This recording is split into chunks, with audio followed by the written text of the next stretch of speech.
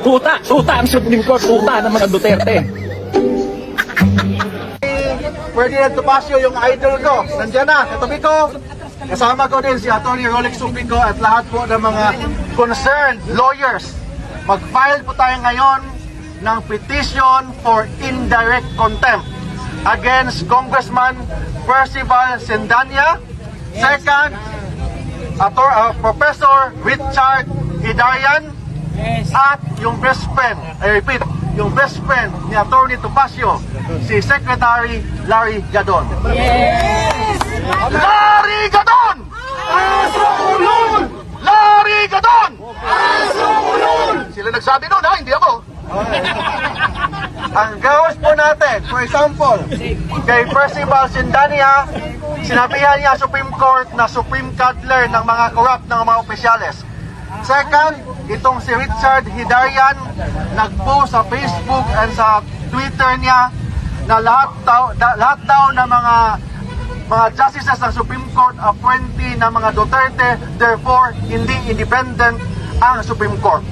Bilang abogado, as an officer of the court, we have the obligation to defend the integrity and the independence of the highest court of the land. Yes! Yes! Bakit?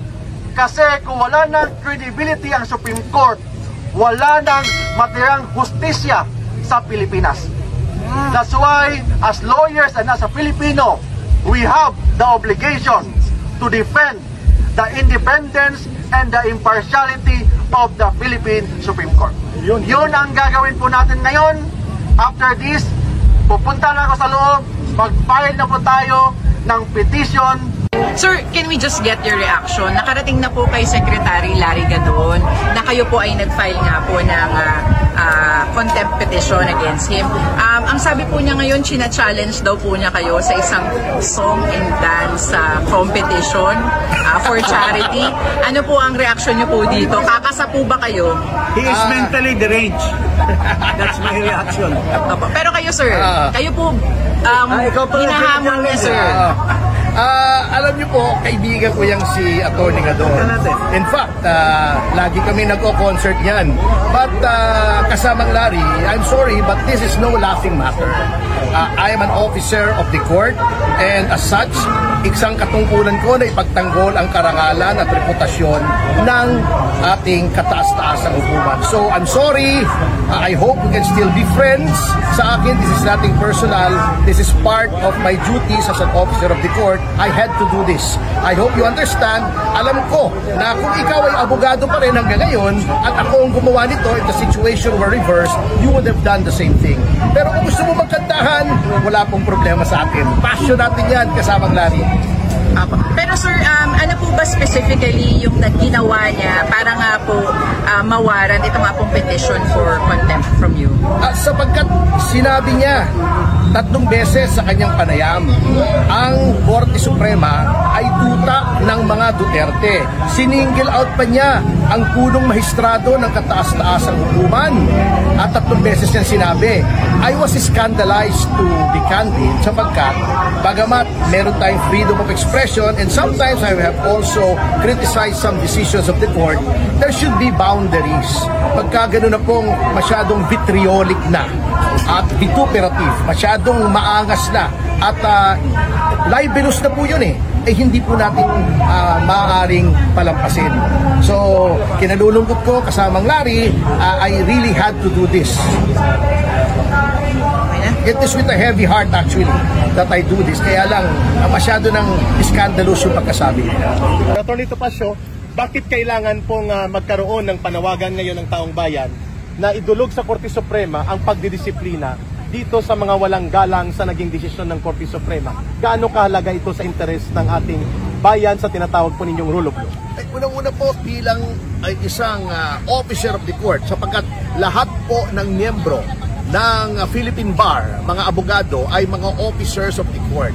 Bilang officers of the court, katungkulan po namin ay pagtanggol ang dignidad at integridad at ang reputasyon ng kataas-taasang hukuman laban sa mga tumutuligsa sa kanya at nag-criticize unfairly.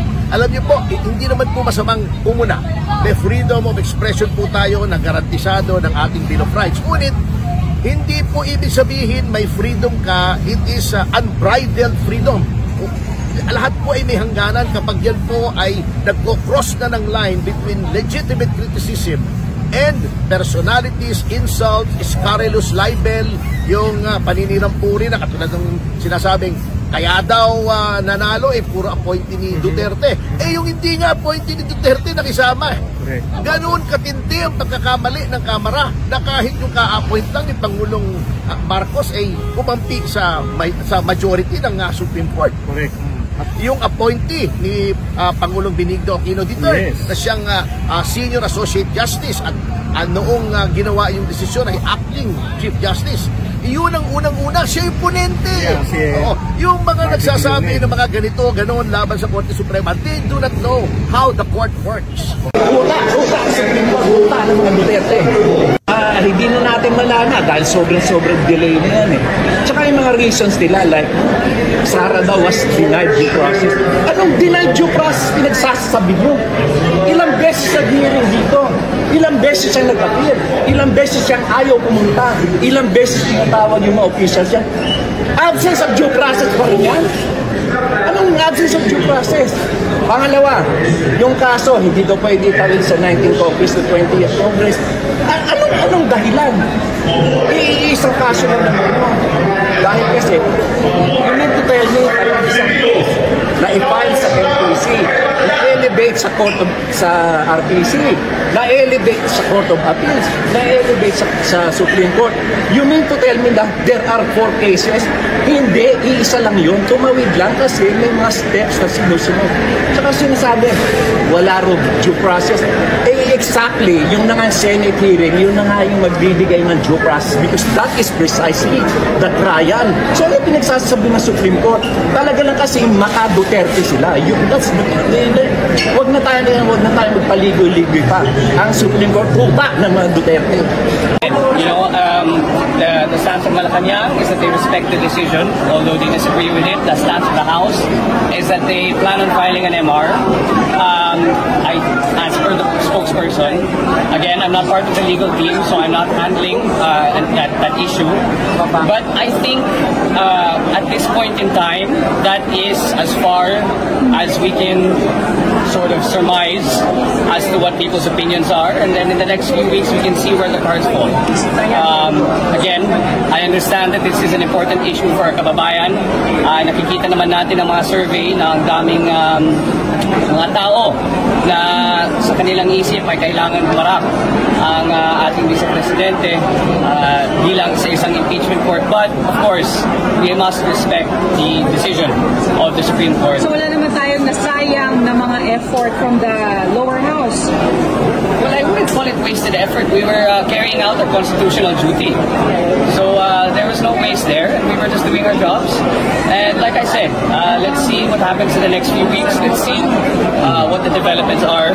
I think even if this is such an important issue, now is not the time or venue to be discussing such things, given that in less than an hour, our President will be delivering our message to his kababayan and our countrymen